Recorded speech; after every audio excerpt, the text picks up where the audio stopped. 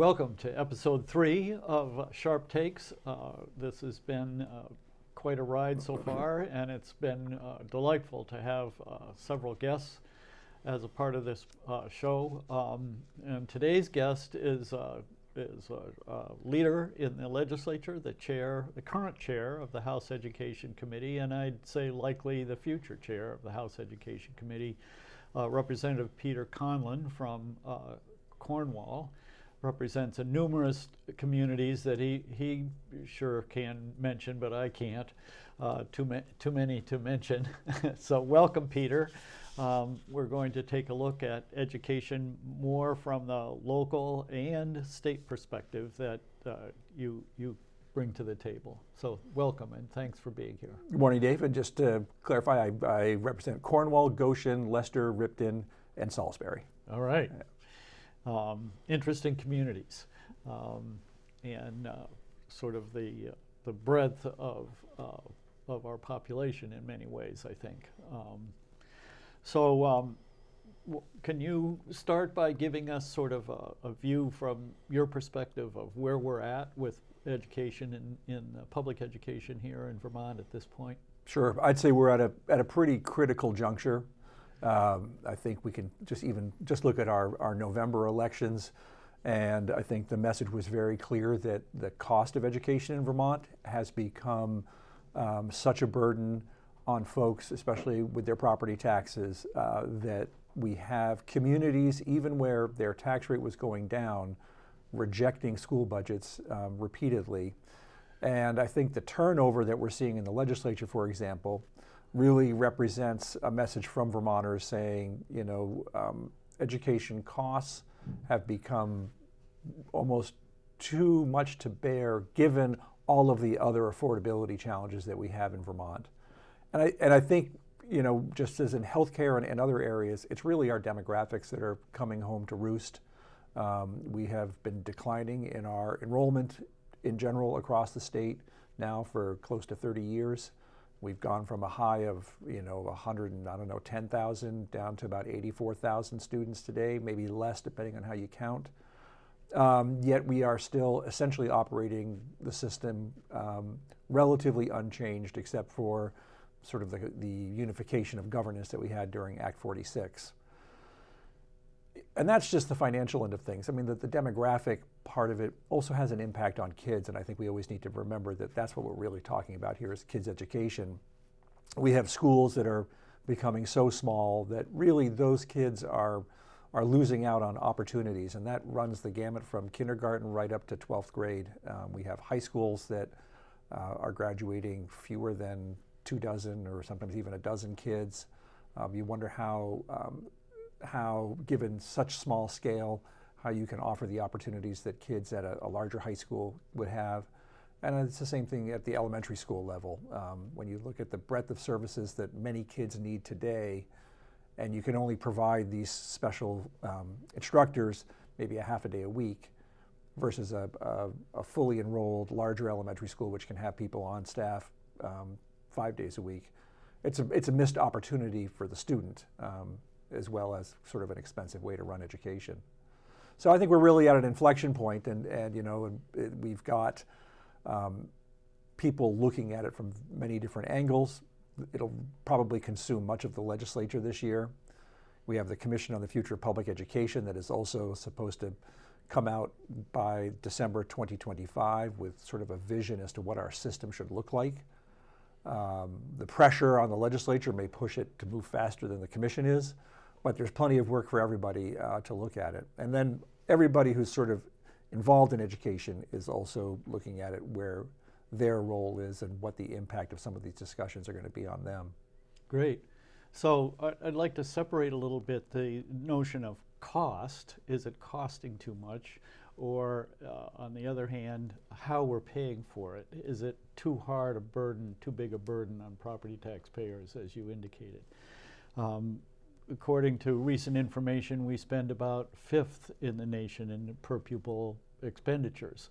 That doesn't make us an outlier. As we heard during the campaign, we're way over budget, and we're spending way too much on our kids, and we have to cut. we're not really an outlier. We're fifth. And in the same token, some of the quality measurements of our educational outcomes have us about fifth in the nation.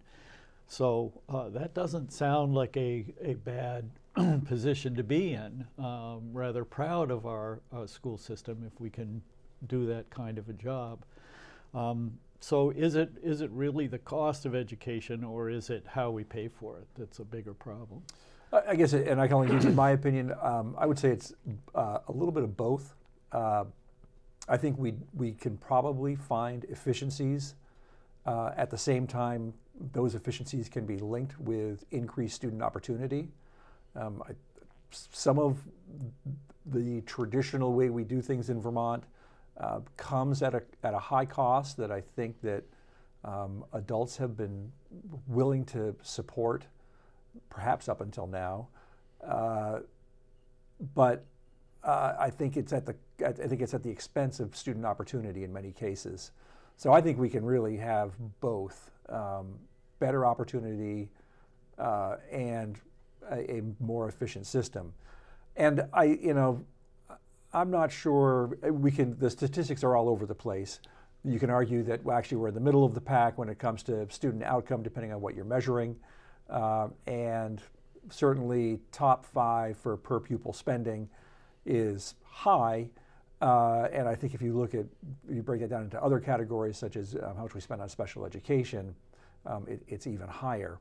We would be even higher. So I don't think it is just funding. I think it is spending as well.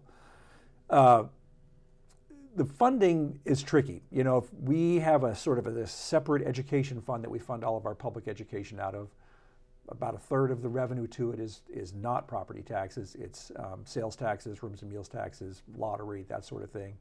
Then we have sort of non-residential property taxes that are paid by commercial lands, apartment buildings, commercial buildings, second homes, that sort of thing. And then of course we have our residential property tax. To move away from that would be very challenging. There's been calls for years to move to an income-based education tax.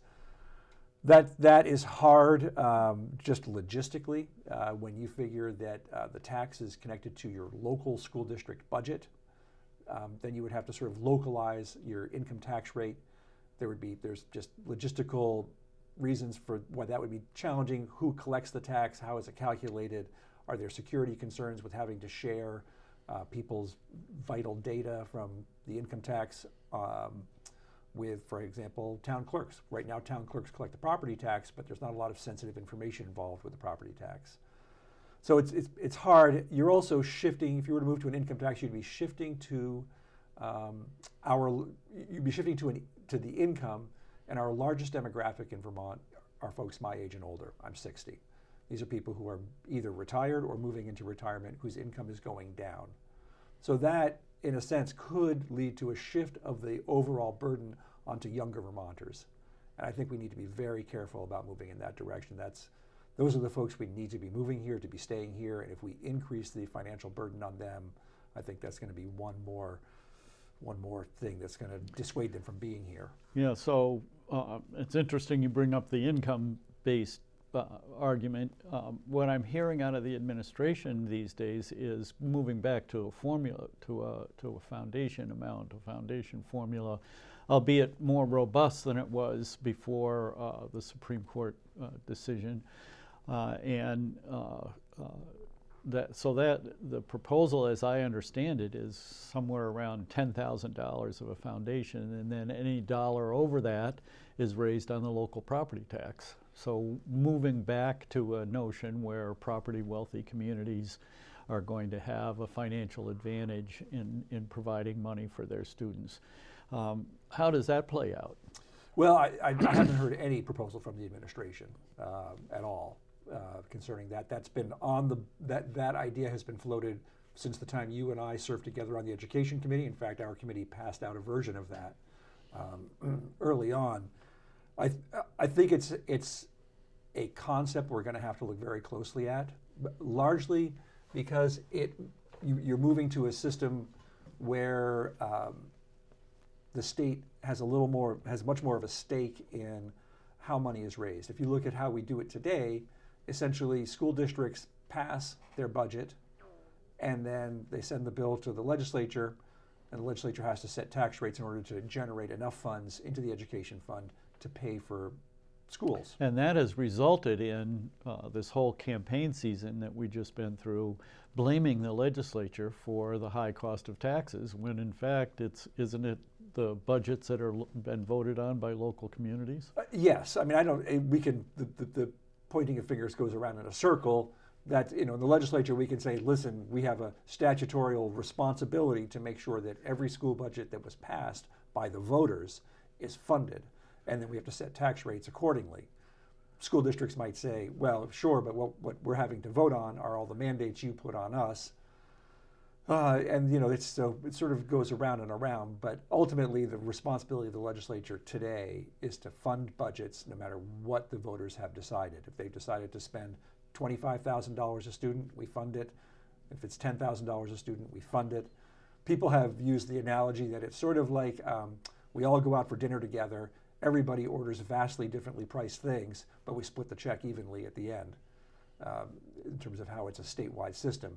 Moving to a more of a foundation formula allows the state to sort of put limits on the budget. And in many ways, it's got some real positives in the sense that, one, there is a little bit more control. We have created a system of weighting potential payments based on a formula that we've created, so that you would be giving schools not just a fixed amount, but a fixed amount then changed based on the need of that school. So schools are getting what they need within those limits. And it would, frankly, I feel it would really allow educators to say, okay, we don't have to get involved in the big political decisions of how much can our community afford, but instead allows them to creatively say, here's the money that we have, how can we best deploy it for students? And I think that would allow them to better use their skills to provide a high quality education. It's a challenge, however, because if you say, okay, everybody gets this amount of money from a foundation formula, weighted for the level of student need, and they want to spend more, that's where the constitutionality of it becomes very difficult, and how we can address that will be the big challenge if we move in that direction. Because if you just say, well, everything else you raise yourself, then we're going to be right back to where we were, and property-rich towns will be able to raise enormous amounts of money with little impact on their property taxpayers, and places like Whiting, where the lawsuit that created Brigham started, will not be able to do that, and will have great inequity. Yes. So you have to come up with a system where if you're going to allow towns to raise additional funds, it has to be done in a way where they're probably raising funds as well for those towns that can't. So in terms of need and what schools have to spend money on, and one part of the reason why our cost per pupil is high, I understand, has a lot to do with mental health issues and health care in general costs that a school district has little or no control over. And particularly, I'm interested in a conversation around mental health. I recall when my wife started the Head Start Center in Bristol, and disadvantaged students would come in, and Pat would work with them, and the staff would work with these children for the week and see some growth and improvement, and then they go home for the weekend, and it was like starting all over again on Monday. And the schools are in this, elementary schools in particular, I think, are in this same situation where they're trying to deal with children and help children grow despite the family situations that they're coming from, without being properly equipped to help deal with the family situation. Particularly in the sense that schools don't operate all day, every day, 365 days a year. There's a lot of interruptions. There's summer vacations where kids go back to their home environments. Shouldn't that whole cost be and responsibility for helping these children be more with our mental health centers than they are with schools? Isn't it asking too much to have our schools have to deal with these on a day-to-day basis? I think any educator would say yes. Especially, I think you point out one of the biggest flaws in the system is that schools only operate, 6 hours a day and don't provide the wraparound services that folks who are in need of, so that students don't sort of slip backwards over the weekend, as you point out. The school's responsibility, and I think the reason why they have a lot of mental health services on premises, is to just get kids through the day. That's really their responsibility under the law. I mean, every child has a right to a free and appropriate public education, and that often means that students who can't access that for whatever reason need additional services. The sort of being able to do it through a mental health agency versus doing it through a school is challenging. A mental health agency, if they don't have the funding or the staff to provide those services, they're allowed to say, we can't do it. And I think that's what we have going on. They, because they're pretty much dependent on government funding, they can only pay a certain amount to the people they hire, and they're having trouble finding those people, as we are in any industry in Vermont. And so therefore, if a school has a great need, or a school system, they can say, well, we can do this for you, but we can't do much more. A school doesn't have that luxury. They have to take whatever student shows up on the doorstep every morning and do the best they can to get that student through the day in a way that it helps them learn. And that often means providing the supports in order to get that student through the day. And I think if you talk to any educator right now who's been in education for more than a decade or way more than that, they'll tell you it's never been as challenging as it is today with student behavior. And that's, that's at the crux of so much, and so much of the cost. And we don't legislate behavior at home. As one of our colleagues said the other day on the radio, I heard him interviewed, he said, well, we grade kids and we grade schools, maybe we need to start grading parents. And there's probably a lot to be said for that. We could shift the cost, but that doesn't get rid of the cost. We could say, well, let's not do that from the education fund, let's do that from the general fund, but that money's still going to have to come from somewhere. And the general fund is generally limited by the amount of revenue that's expected for it. And that's a lot of money. I think it's been estimated at $50+ million statewide. And absorbing that would be pretty challenging anywhere else. I get that. Our kids are still in need, though. How do we best address the needs of our children going forward is a bigger question, in my view, than how we pay for it. Because if we do successfully address those needs of our children, they're more successful, the costs will come down, and our schools will be in better shape. Yeah, I think there's no question we need more mental health services in the state. The state has a limited capacity as to what it can afford. I'd say one sort of bright spot is our new child care law that passed, that is greatly funding the expansion of child care across the state. And my hope is that as more and more child care, affordable child care comes online, we'll have more and more kids entering school ready. And perhaps the cost of providing those extra services for kids who struggle will go down. That would be great. Yeah. So let me shift to regionalization. Is it time in this state for us to say, outside of Chittenden County, one high school per county? Then we can have control costs, reduce costs significantly, and be able to offer the kinds of services and opportunities for children that we think we ought to be providing at all of our high schools. I'd say some sort of regionalization definitely needs to be thought about seriously, and especially at the high school level. We talk about how much time a kid sits on a bus. Certainly older kids are more accustomed to that. I certainly wouldn't want to say county lines. I tend to bristle at the idea that these lines that were drawn in the 1600s are all of a sudden things that are going to govern us. I don't think one high school in Rutland, for example, would necessarily be able to absorb the number of kids who are there. or perhaps even in many other counties.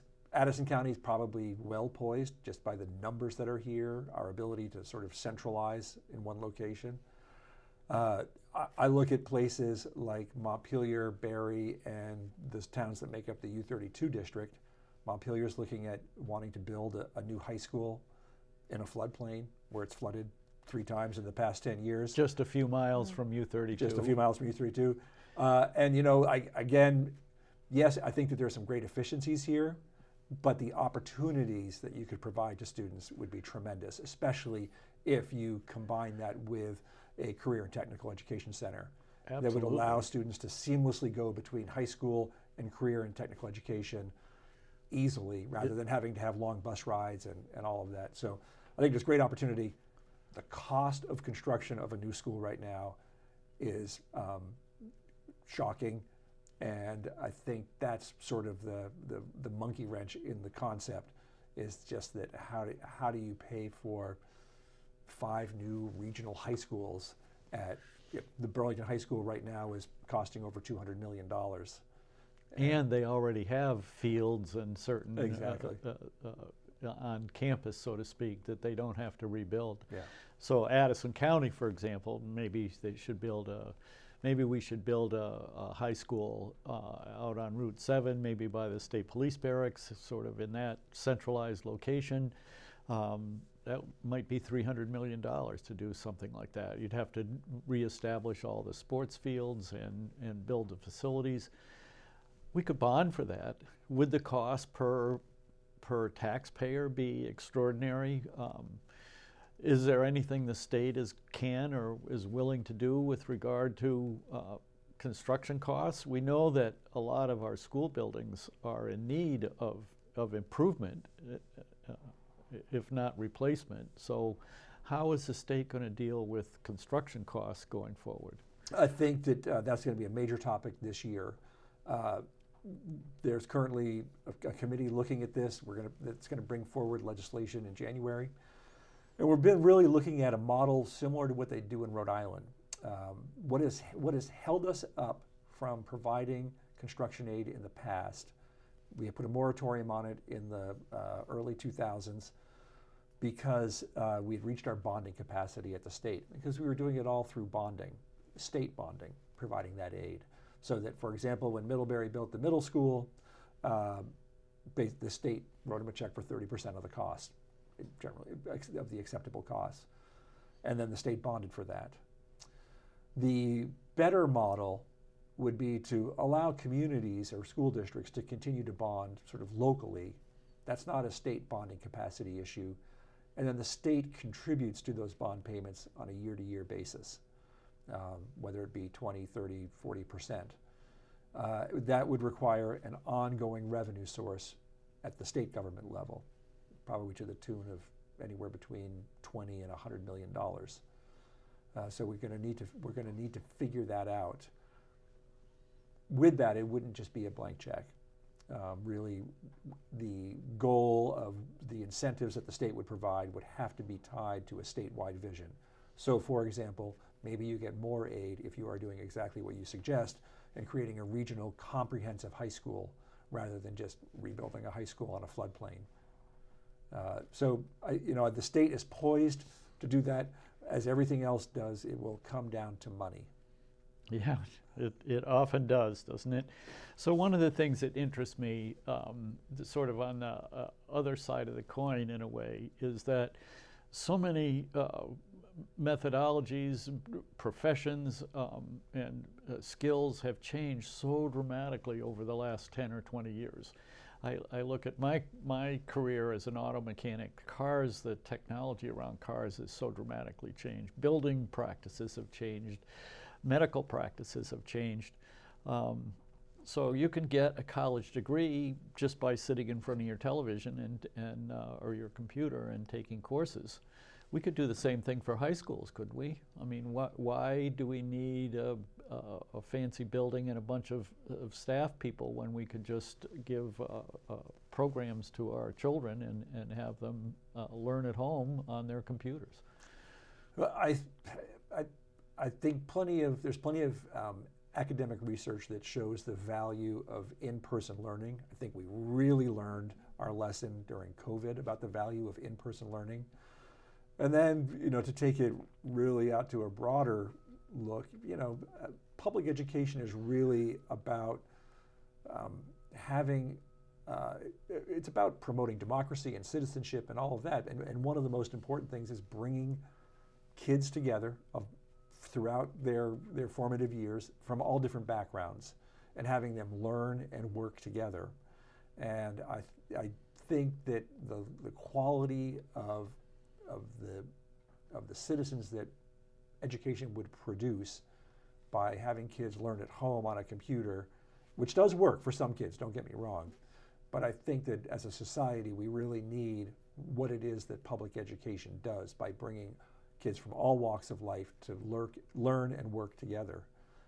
And I do think that I think there's probably nothing more valuable in education than having a high quality teacher in the front of a classroom, in front of a group of students from diverse backgrounds. Yeah, thank you. So recently, one of the things that dramatically affected tax rates in the past year has been the weighting study that we started actually in the House Education Committee.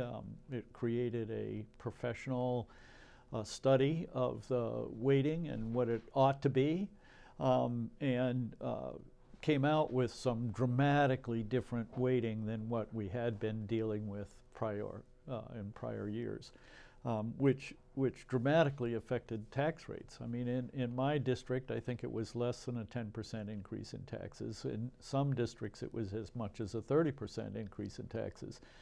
That's huge. And was that the right thing to do? Are the weights correct? Should we dial it back some? Or where are we at with the weighting study and the implementation of the weighting study? Yes, so great questions. One of the things is that the weights that were calculated are now at least 5 years old. And one of the recommendations in the weighting study is to recalculate them every 5 years. So I think we do need to take another look at them. The whole idea of weighting is to recognize that different students cost different amounts. And the proposal or the law that we brought to bear was that communities would gain, if they had higher need, would gain more taxing capacity. In other words, they could set a tax rate, they would get they could keep their tax rate, let's say, level and generate more revenue. Right. Many of us, as we were doing this, feared that school districts, faced with the burdens and pressures that they face, would take that extra tax capacity and lower taxes. And I think in the face, in many cases, of voter rejection of budgets, they did, and they had to, which did not address the goal of student weighting, which was to provide districts with more resources in order to fund things like teaching English as a second language, or the link between poverty and students who struggle. Going back to there was a long, hard debate over whether that should be tax capacity that you give schools or outright payments because of those services to be provided. In the end, tax capacity won out over grants. You could say that money's fungible and the end result is probably the same. But I think that's one of the benefits of looking at moving back to a foundation formula, because it would allow us to say, okay, you get payments to your school in order to fund it, and you will get more based on your need. And that way we'll have districts that, frankly, really had to cut back their budgets significantly due to budget rejections. Instead, they don't have to worry about that. They'll get the money that they need to provide those resources to the students that they have. Yeah. So it's going to be a challenging year, I think, in the legislature, particularly with regard to education quality, education funding, and projected tax rates. You have a nearly $70 million hole to fill to start with. Fortunately, it's not the $200 million plus hole that the governor was proposing at the end of last session. Nevertheless, $70 million is a kind of a big hole to start with. How do you think you'll approach that in the legislature? Well, you're absolutely right. One of the pitfalls of buying down tax rates one year is that the next year you have to make up that buy down and whatever increases might be coming down from the new budgets. So how do we address that this year? We haven't yet determined that. We don't know what the revenue projection is yet for the money that flows into the education fund. Hopefully, if we continue to have robust sales tax revenue, which we seem to have, people continue to spend money despite the concerns about the economy. We can hope for surplus revenue to help that, but I'm not quite sure how we're going to address it, but we're going to have to. Otherwise, we're going to be facing the same situation.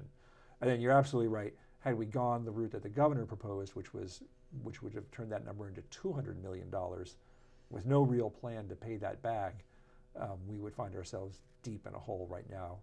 And as they say, when you find yourself in a hole, stop digging. Yeah. Yeah. So I compliment you on your work so far in the legislature, and I'm glad that I'm not going to be there to deal with the problems that are coming forward. They won't be easy. It's going to be a challenging 2 years, and there's going to be enough pain to spread around. That's for sure. Yeah. So we're coming to the end of our discussion this morning. Do you have some final comments you'd like to make? I think that the message has been loud and clear that our education system is at an inflection point, and that things need to change one way or the other.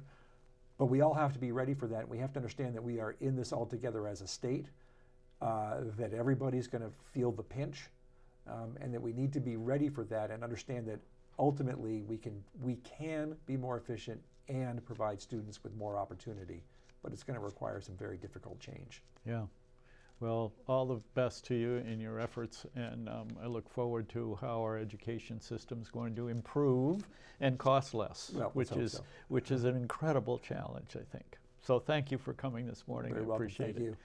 And that wraps up session 3, and thank you for listening to Sharpe Takes, looking for how we deal with the education challenges coming forward in our state. Thanks again for listening.